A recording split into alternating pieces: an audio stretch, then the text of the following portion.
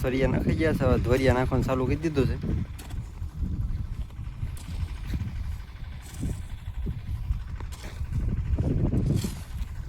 આપણે એક દોરિયો આગળ કાઢ્યો છે, આપણું ટ્રેક્ટર પૂજ્યું ત્યાં, અને એક અહીંયા છે.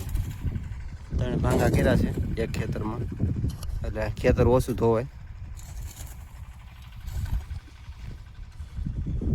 હમણાં મોટર ચાલુ કરીને કરવાનું છે ચાલુ.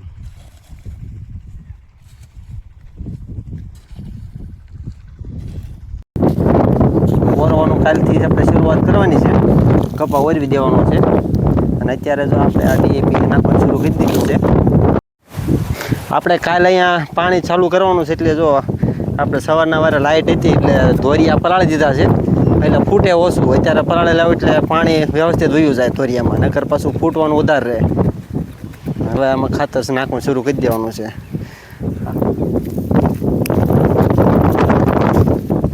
આ આપણે વીઘે 12 કિલો જેવું નાખ્યું છે. તમે કેટલુંક નાખો વીઘે કોમેન્ટમાં જણાવજો.